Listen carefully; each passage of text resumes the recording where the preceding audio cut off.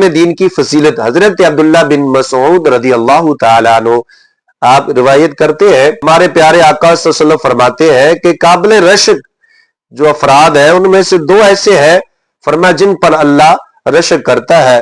پہلا وہ ہے جس کو اللہ نے مال حلال سے نوازا اور پھر وہ بندہ راہ حق میں اس مال کو خرچ کرتا ہے، اللہ اس بندے پہ رشک کرتا ہے، خوش ہوتا ہے۔ دوسرا وہ بندہ ہے جس کو اللہ تعالیٰ نے حکمت سے نوازا، علم دین سے نوازا ہے، پھر وہ علم دین کے اندر جس کو اللہ نے علم دین سے نوازا، حکمت سے نوازا، پھر وہ عدل اور انصاف کے ساتھ فیصلے کرتا ہے، عدل و انصاف کے ساتھ وہ فیصلے کرتا ہے، تو فرمایا اللہ اس بندے پر بھی فخر کرتا ہے، قابل رشک ہے یہ بھی، دونوں قابل رشک ہیں۔ کون؟ اللہ کے رستے میں راہ حق میں خرچ کرنے والا، مال حلال جس کو اللہ نے دیا وہ بھی قابل رشک ہے، اور پھر جس کو اللہ نے حکمت علم دین عطا فرمایا اور پھر وہ عدل و انصاف کے ساتھ فیصلے کرنے والا، یہ بھی اللہ کی بارگاہ میں شان والا ہے۔ ہمارے کریم آقا صلی اللہ علیہ وسلم کیا فرماتے ہیں؟ ایک وہ شخص ہے، پہلا راہ حق میں خرچ کرنے والا، دوسرا وہ ہے جس کو اللہ نے حکمت دین سے نوازا، پھر وہ عدل و انصاف کے ساتھ فیصلے کرتا ہے، اور پھر فرمایا اس علم کو دوسروں تک پہنچاتا ہے۔ سبحان اللہ، جس کو اللہ نے علم دین عطا فرمایا، عدل و انصاف کے ساتھ فیصلے کرنے والا، پھر فرمایا اس علم کو دوسروں تک پہنچانے والا، وہ شخص جس پر اللہ قابل رشک یعنی اللہ خوش ہوتا ہے، رشک کرتا ہے۔ دونوں بندے شان والے ہیں، راہ حق میں خرچ کرنے والا، علم دین جس کو دیا وہ دوسروں تک پہنچانے والا، عدل و انصاف کے ساتھ فیصلے کرنے والا، یہ اللہ کی بارگاہ میں شان والے، ان کا مرتبہ اور مقام ہے قابل رشک، یہ دو افراد ہیں۔ ہمارے پیارے آقا رسول پاک صلی اللہ علیہ وسلم کی بہت ہی پیاری حدیث پاک ہے، جو کسی بیمار کو پوچھنے کے لیے جاتا ہے، اس کی عیادت کے لیے جاتا ہے، بیمار کرسی کے لیے نکلتا ہے، تو فرمایا اللہ کے فرشتے صبح 70,000 فرشتہ اگر صبح وہ جاتا ہے پوچھنے کے لیے، عیادت کے لیے نکلتا ہے، یا شام کو نکلتا ہے، صبح نکلے تو صبح 70,000 فرشتہ شام تک اس کے حق میں دعا کرتا ہے، شام کو جاتا ہے تو شام سے لے کر صبح تک 70,000 فرشتہ اس بندے کے حق میں دعا کرتا ہے جو کسی بیمار کو پوچھنے کے لیے جاتا ہے۔ تو بیمار پرسی کریں، ان کے پاس جائیں، دعا کریں، ان کے دل میں خوشی داخل کریں، جانے سے آپ کے حق میں فرشتے دعا کریں گے۔ جب مریض کے پاس انسان جاتا ہے کوئی پوچھنے والا، تو وہاں پہ دعا کیا کرے، آپ کی دعا پر اللہ کے فرشتے آمین کہتے ہیں، اچھے الفاظ میں بیمار پرسی کریں، ان کے لیے دعا کریں، آپ کی دعا بھی قبول ہے، مریض آپ کے حق میں دعا کرے اس کی بھی آپ کے حق میں قبول ہے۔ یہ بخاری مسلم شریف کی حدیث پاک ہے کہ بیمار کے پاس جانا عیادت کے لیے، اللہ کے فرشتوں کی دعا اسے ملتی ہے، اس کے حق میں فرشتے دعا کرتے ہیں جو بیمار کو پوچھنے کے لیے جاتا ہے۔ ہمارے پیارے آقا رسول پاک صلی اللہ علیہ وسلم فرماتے ہیں، مسلم شریف کی حدیث پاک ہے، حضور فرماتے ہیں جو مسلمان دوسرے مسلمانوں کی مدد کرتا ہے، جب تک وہ مدد کرتا رہتا ہے اللہ اس کی مدد کرتا رہتا ہے۔ سبحان اللہ، یعنی ہم دوسرے مسلمانوں کی مدد کریں گے تو اللہ ہماری مدد فرمائے گا، جب تک ہم مسلمانوں کی دوسروں کی مدد کرتے رہیں گی اللہ کی مدد ہمیں ملتی رہے گی، اللہ ہماری مدد کرتا رہے گا۔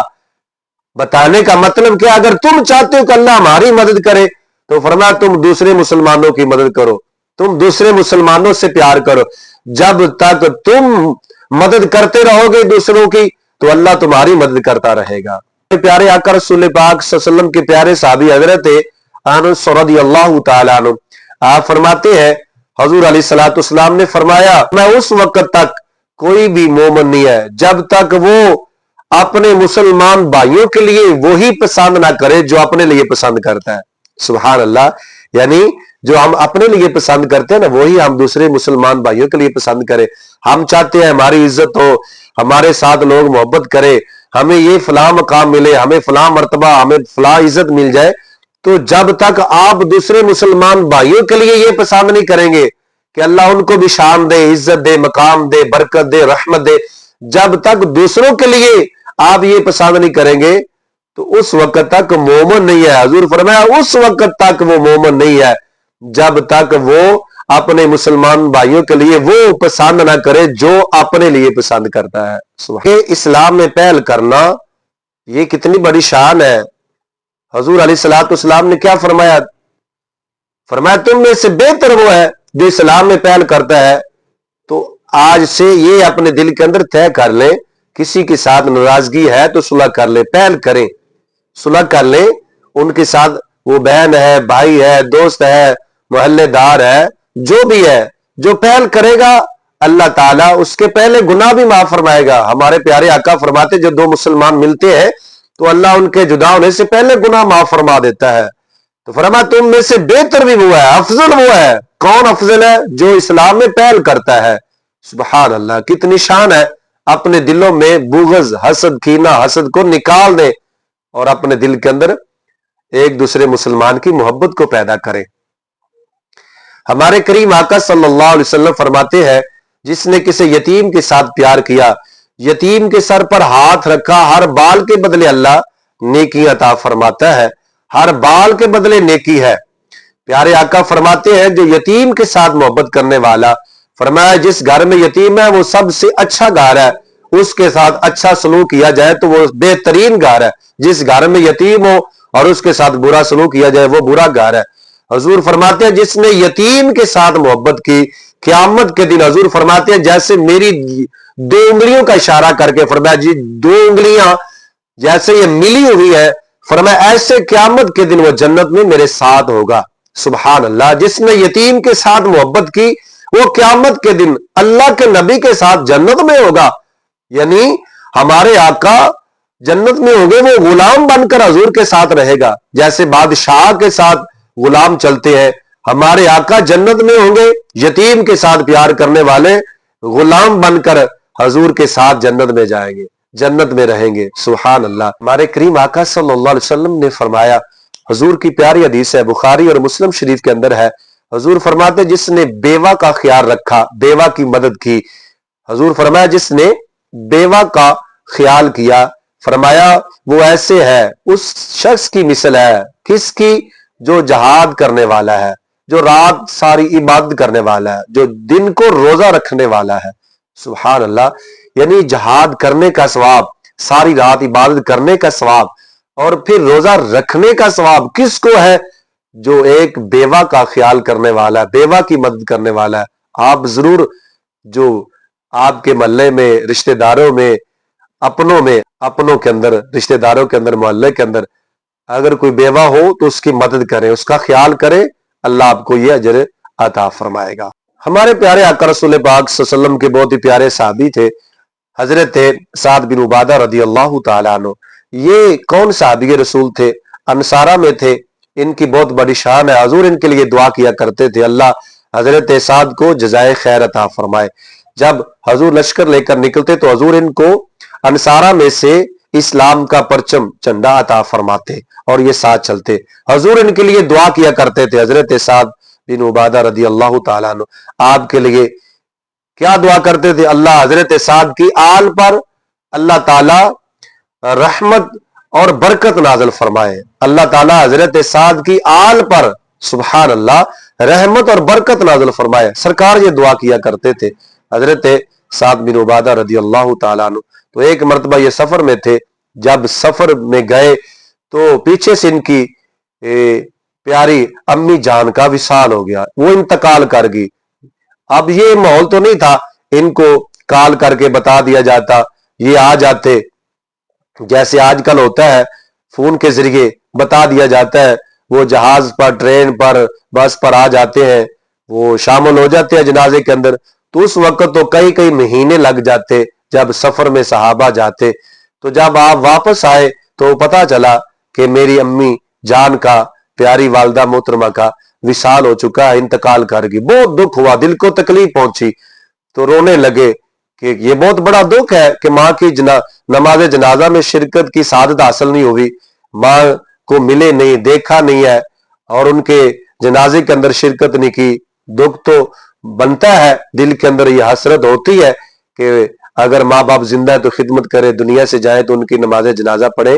تو حضرت سعد حضور کی بارگاہ میں حاضر عرض کی، یا رسول اللہ میری والدہ کا وصال ہوا ہے، کون سا صدقہ افضل ہے؟ تو پیارے آقا فرماتے ہیں، ابن ماجہ کے اندر حدیث پاک ہے، حضور علیہ الصلوۃ والسلام فرمان لگے، فرمایا حضرت سعد رضی اللہ تعالی فرمان لگے، یا رسول اللہ کیا میری حضرت سعد نے حضور کی بارگاہ میں عرض کی، یا رسول اللہ میری پیاری امی جان کا وصال ہوا ہے، وہ دنیا سے چلی گئی ہے، میں تو سفر میں تھا، تو یا رسول اللہ اگر میں ان کی طرف سے صدقہ کروں تو صدقے کا ثواب میری پیاری امی جان کو مل جائے گا، پہنچ جائے گا؟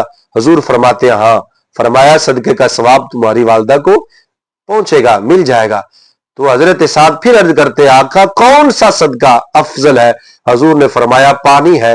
تو پیارے آقا صلی اللہ علیہ وسلم کے پیارے صحابی نے حضور سے پوچھا، ابن ماجہ کے حدیث پاک ہے، حضور سے پوچھا کہ ماں کی طرف سے صدقہ کروں ثواب پہنچ جائے گا، پھر پوچھا کون سا صدقہ افضل ہے؟ تو حضور نے فرما دیا پانی افضل ہے۔ تو حضرت سعد نے ایک کنواں کھدوایا، حضور صلی اللہ علیہ وسلم نے خود اس کنویں کا نام رکھا بیر ام سعد۔ حضور علیہ الصلوۃ والسلام نے اس کنویں کا نام رکھا کہ سعد کی ماں کا کنواں، ام سعد جس کو کہا جاتا ہے، آج بھی علماء جس کو بیان کرتے ہیں، حضور نے اس کا نام رکھا ام سعد، اس کنویں کا نام رکھا، یعنی نسبت حضرت سعد کی والدہ کے ساتھ قائم کی۔ تو یہاں پہ پتہ چلا مرنے کے بعد مرحوم والدین کے لیے ایصال ثواب کرنا یہ جائز ہے، ان کو اس کا ثواب ملتا ہے، پہنچتا ہے۔ وہ آپ صدقہ کریں، حج کریں، قربانی کریں، عمرہ کریں، ان کی طرف سے نفلی عبادت کریں، قرآن پڑھ کر ان کی روح کو پیش کرے تو یہ ثواب پہنچتا ہے۔ قربانی کی صورت میں آپ قربانی کریں ماں باپ کے لیے، حج کریں، عمرہ کریں، صدقہ جاریہ کریں، نیک اعمال وہ کل ساتے کی صورت میں ہو، وہ چلسمے کی صورت میں ہو، وہ سالانہ کی صورت میں ہو، وہ ماہانہ کیا جائے، وہ تیجا کیا جائے، وہ کل خانی کے موقع پر دعا کی جائے، ایصال ثواب کیا جائے، قرآن مجید پڑھ کر کیا جائے تو یہ جائز ہے۔ حضور نے اس کی اجازت دی ہے، مرنے والے کو اس کا ثواب پہنچتا ہے۔ پھر ماں باپ کا حق ہوتا ہے اولاد پر۔ ہمارے پیارے آقا کے پیارے صحابی حضرت سعد بن عبادہ کی اس حدیث پاک سے یہ بات ثابت ہوئی ہے کہ مرنے والوں کی طرف سے ایصال ثواب کیا جائے تو ان کو اس کا ثواب ملتا ہے۔ جیسے ہمارے پیارے آقا فرماتے حدیث پاک ہے، جنت کے اندر ایک بندے کا اللہ ایک درجہ بلند فرماتا ہے، تو وہ بندہ عرض کرتا ہے یا اللہ مجھے یہ درجہ کہاں سے ملا، میرے پاس تو کوئی ایسا نیک عمل نہیں تھا۔ اللہ فرماتا ہے تیری اولاد نے تیرے لیے دعا کی ہے جس کی وجہ سے اللہ نے تمہیں جنت میں ایک درجہ بلند عطا فرما دیا ہے، تمہیں یہ شان عطا فرمائی ہے۔ تو اولاد پر مرحوم والدین کا حقوق یہ ہے، ہمارے آقا فرماتے ہیں مرنے کے بعد بھی، فرمایا 4 حقوق ہے جو ماں باپ کے مرنے کے بعد بھی جن کا خیال رکھا جائے۔ فرمایا ماں باپ میں دونوں میں سے اگر کوئی دنیا سے چلا جاتا ہے تو ان کی نماز جنازہ ادا کی جائے، پھر ان کے لیے بخشش کے لیے دعا کی جائے، پھر جو وہ وصیت کرتے ہیں اس وصیت کو پورا کیا جائے، جو وہ وصیت کرتے ہیں ان کی وصیت کو پورا کرنا، پھر جن کے ساتھ ان کا تعلق تھا ان کی عزت کرنا، اس تعلق کو قائم رکھنا، یہ ماں باپ کا مرنے کے بعد حقوق ہے، اس کو ادا کرنا یہ اولاد کی ذمہ داری ہے۔ تو پتہ چلا نماز جنازہ پڑھنا یہ بھی ماں باپ کو ثواب ملتا ہے، ان کے لیے دعا کرنا جیسے قرآن مجید کے اندر ربنا اغفر لی ولوالدی وللمؤمنین یوم یقوم الحساب، حضرت پیارے ابراہیم دعا کرتے اللہ میری اور میرے ماں باپ کی کل مومنین مسلمانوں کی بخشش فرما دے۔ تو یہ جائز ہے مرنے کے بعد دعا کرنا، وہ ساتے کی صورت میں ہو، وہ چلیسویں کی صورت میں ہو، وہ تیجے کی صورت میں ہو، وہ 11ویں کی صورت میں ہو، یہ نسبت ان کی طرف سے قائم کرنا نیک عمل کر کے یہ جائز ہے۔ حضور نے خود حضرت سعد بن عبادہ کی والدہ کے وصال کے بعد اس کنویں کا نام رکھا، حضرت سعد کی والدہ کے نام پر اس کی نسبت کو قائم کیا جس کو ام سعد کہا جاتا ہے۔ صحابہ پانی پیتے، نماز پڑھتے، وہاں پہ وہ وضو کرتے تھے، تو یہ کتنا بڑا ثواب حضرت سعد کی والدہ کو ملا۔ تو اسی طرح ہم یاری کرتے ہیں تو حضرت غوث پاک کی طرف اس کا نام منسوخ کرتے ہیں، یعنی اس کا ثواب پیش کرتے ہیں، کل ساتہ چلسمہ کرتے ہیں تو ہم اس کا ثواب جو جانے والا ہوتا ہے ان کی روح کو پیش کرتے ہیں۔ یہ جائز ہے، یہ گناہ نہیں ہے، یہ اچھا عمل ہے۔ اور پھر جس چیز پر اللہ کا نام لیا جائے، اللہ فرماتا ہے فَقُلُوا مِمَّا ذُكِرَ اسْمُ اللَّهِ عَلَيْهِ إِن كُنتُم بِآيَاتِهِ مُؤْمِنِينَ، جس چیز پر اللہ کا نام لیا جائے اس کو کھاؤ اگر تم اللہ کی آیتوں پر، قرآن پر ایمان رکھنے والے ہو۔ اگر تمہیں قرآن پر ایمان ہے، قرآن کو ماننے والے ہو، تو فرمایا جس چیز پر اللہ کا نام لیا جائے اس کو کھاؤ، وہ تمہارے لیے حلال ہے۔ تو یہاں پہ مسئلہ واضح ہوا، جس چیز پر قرآن مجید پڑھا جائے اس کو کھانا بھی جائز ہے، وہ حلال ہے، اور ایصال ثواب کرنا بھی، جن کو شرعی نام دیا جاتا ہے، کل، ساتہ، چلیسما اور ماہانہ اور سالانہ، ان کا ایک نام ہے شریعت کے اندر، ایصال ثواب ہے۔ شریعت کے اندر ان کو کہا جاتا ہے، یہ جائز ہے، قرآن و حدیث سے ثابت ہے۔ اللہ تعالی ہمیں عمل کی توفیق عطا فرمائے۔